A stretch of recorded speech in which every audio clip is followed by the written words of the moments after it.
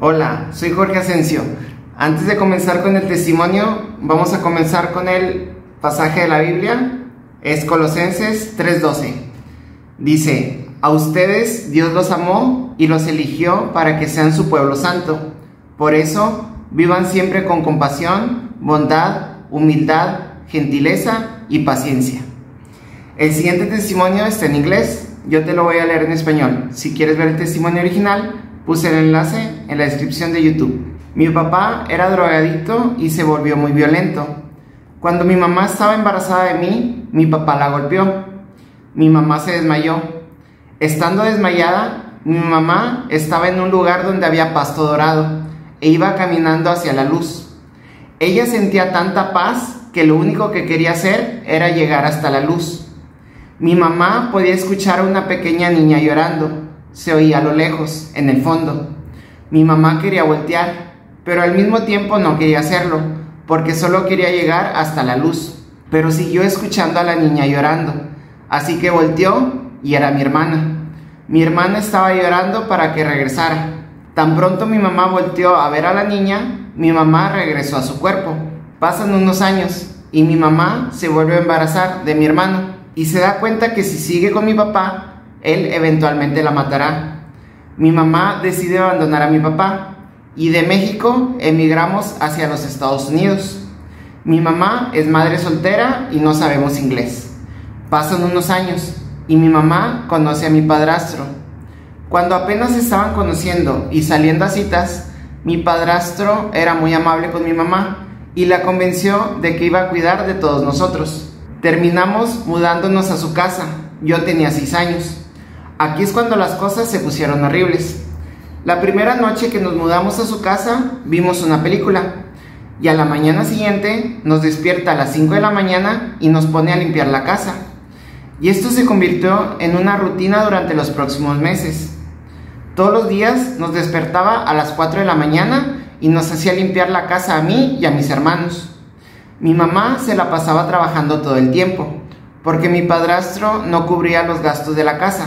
El abuso comenzó cuando mi padrastro regresaba de trabajar, pero mi mamá todavía no llegaba a la casa, así que estábamos solos con él y él nos ponía a limpiar la casa.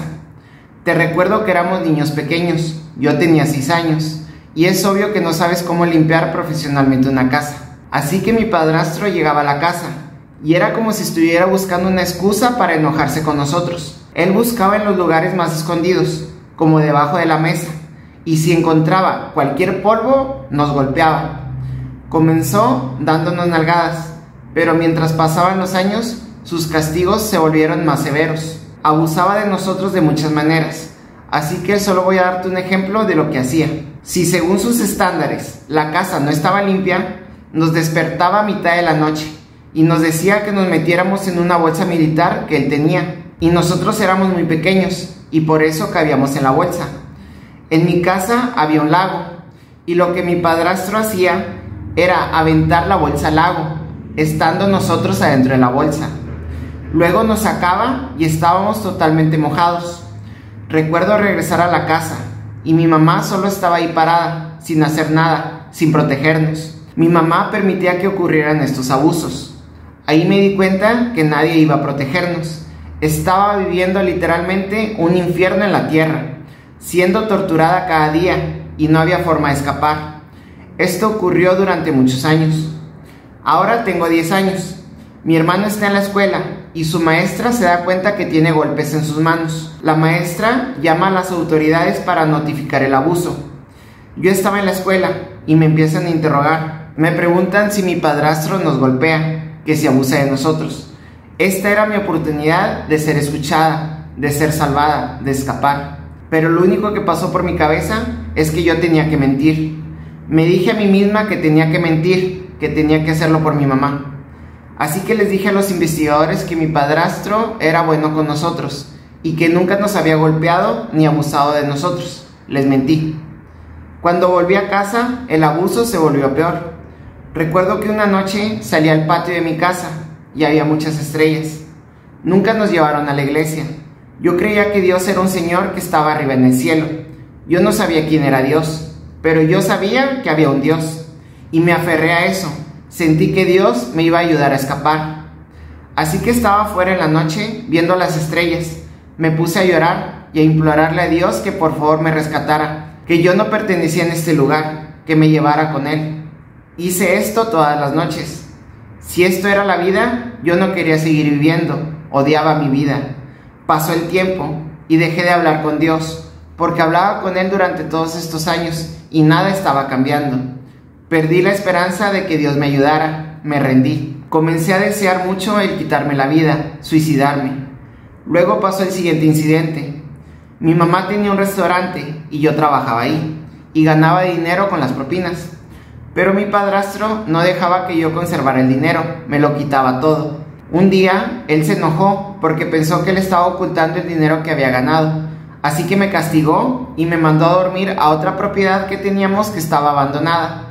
En esa propiedad, lo único que había era una cama, pero no había nada más. Cuando mi padrastro me estaba gritando y castigando por esto, yo volteé a ver a mi mamá y ella no hizo nada, no me defendió, solamente apartó la mirada. Eso me destrozó totalmente. Sentí que no le importaba a nadie, sentí que si dejaba de existir, a nadie le importaría. Así que esa noche voy a esa propiedad donde no hay nada, no hay televisión, no hay muebles ni nada, solo hay una cama. Y solo estoy con mis pensamientos. Yo estaba llore y llore porque no le importó a nadie. Como mi padrastro estaba en el ejército, tenía medicinas que requieren prescripción. Decidí que esa noche iba a suicidarme, así que tomé más de 20 pastillas y las ingerí. Después de ingerir las pastillas, comencé a entrar en shock y a hiperventilar. Sentí un gran temor por no saber lo que iba a ocurrir después de morir. Así que me puse de rodillas y comencé a rezarle a Dios.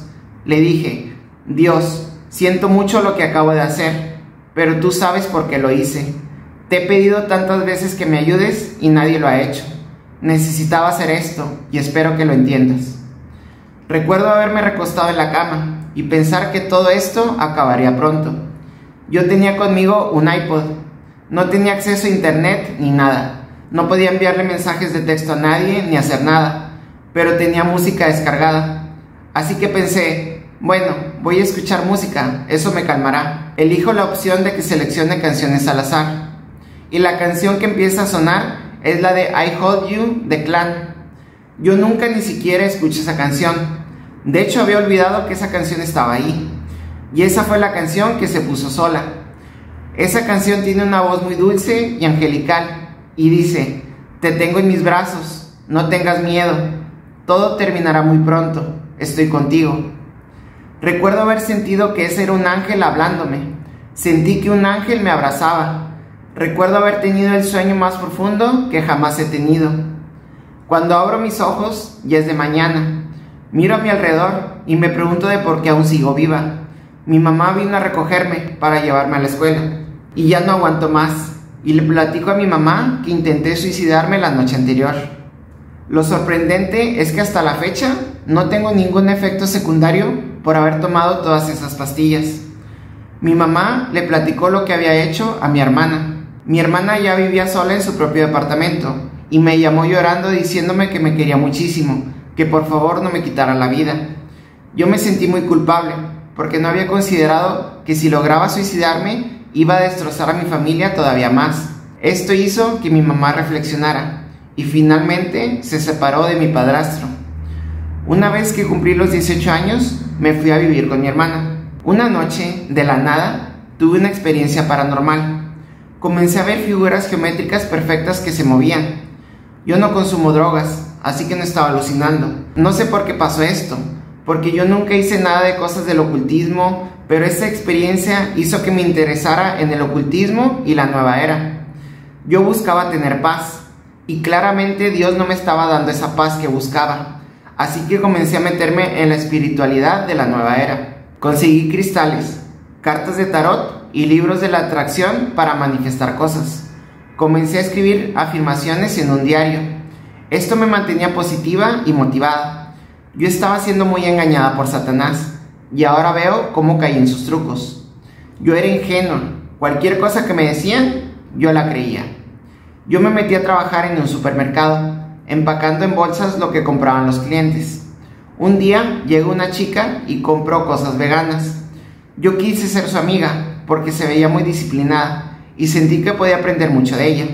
Así que le saqué plática y le dije que yo quería aprender a comer saludable. Ella tenía una cuenta de Instagram que se trataba de cosas veganas, así que intercambiamos cuentas de Instagram y nos pusimos en contacto escribiéndonos por ahí. Ella también creía en el tarot y la nueva era y vivíamos muy cerca, así que íbamos a ser muy buenas amigas. Estoy convencida que Dios quiso que la conociera en este tiempo, porque ella estaba pasando por algo que me ayudó a mí a salir de todo esto de la nueva era y de darme cuenta de que lo que estaba haciendo estaba mal. Mi amiga me está diciendo que ve demonios. Mi amiga, desde que comenzó con esto de la nueva era y del tarot, comenzó a ver demonios. Y estos demonios la están atormentando. Ella quiere dejar el tarot, pero se le dificulta hacerlo. Así que ella comenzó a acercarse más a Dios y a pedirle a Dios que la liberara. Y esto fue un punto clave para que yo me acercara a Dios. Mientras ella estaba siendo liberada de estos demonios por Dios, ella me fue educando de que de hecho el tarot es algo demoníaco. Con el tarot estás abriendo portales a cosas que no deberías abrir y estás permitiendo que demonios entren a tu vida. Yo me asusté demasiado y dejé el tarot y dejé de tratar de saber mi futuro. Comencé a dar pasitos pequeños que me acercaran a Dios. Un día salí a pasear con ella y estábamos en su auto. Estábamos platicando estacionados en su auto. Yo nunca había visto demonios antes, pero cuando estaba hablando con ella en su auto, vi cómo el rostro de mi amiga se transformó en el rostro de un demonio. Y eso me asustó demasiado. Quise ponerme a llorar en ese momento. Ella aún estaba siendo liberada de demonios en ese momento, así que todavía había demonios adheridos a ella. Y yo vi la cara de un demonio en la cara de mi amiga, pero no podía decírselo porque no quería asustarla. Así que me aguanté. No lloré en ese momento cuando estaba en el carro con ella. Se lo dije meses después, cuando ya mi amiga se había liberado de los demonios. Ahora ella es una mujer totalmente devota a Dios, ya no tiene demonios. Yo cada vez me estoy acercando a Dios, pero no tengo una iglesia y yo necesito una comunidad que me ayude. No podía hacerlo sola. Así que le rezo a Dios y mi mamá empieza a cambiar y ella comienza a ir también a la iglesia. Ella nos está pidiendo perdón por todo lo que permitió que nos pasara. Y comienzo a ver cómo Dios está trabajando a través de mi familia. Contacté a una amiga y me dijo que la acompañara a su iglesia el domingo. Lo hice. Fui a esa iglesia el domingo. El sentimiento que tuve al estar en la iglesia alabando a Dios es diferente a cualquier otra cosa que haya experimentado. Nada se le compara. Desde entonces comencé a platicar con Dios acerca de todo. Y Dios me reveló cómo todo por lo que pasé sería parte de este testimonio y que necesito compartirlo. Dios me reveló que a pesar que mis papás nunca nos llevaron a la iglesia ni nos hablaron acerca de Dios, que el Espíritu Santo siempre estuvo conmigo. Así es como supe cómo rezar. Así es como supe que algo estaba ahí. Y a pesar que perdí el camino, regresé, porque el Espíritu Santo siempre estuvo llamando mi nombre. Dios tiene grandes planes para mí. Por eso Satanás quiso destruirme desde el principio. Quiso convertirme en una persona malvada. Quería que yo me aferrara al resentimiento, pero Dios me liberó. Ahora mi familia está más unida que nunca. Mi padrastro y yo nos llevamos muy bien. Yo siempre estuve buscando un papá. Cuando un hombre mayor era amable conmigo, yo le decía a mi mamá que yo quería que él fuera mi papá. Pero cuando encontré a Dios, fue cuando encontré a mi padre. Él es quien me da el amor incondicional que siempre estuve buscando. Él es quien me da alegría. Y una vez que dejé de correr, finalmente sentí esa seguridad que siempre estuve buscando. La encontré con Dios. Y me sorprende cómo Dios puede usar a alguien tan rota y destrozada como yo para hacer el bien. Honestamente puedo decir que mi vida nunca ha sido mejor. Ahora sé mi valor. Todo el tiempo estoy resplandeciente. Siento todo este amor que irradia de mí.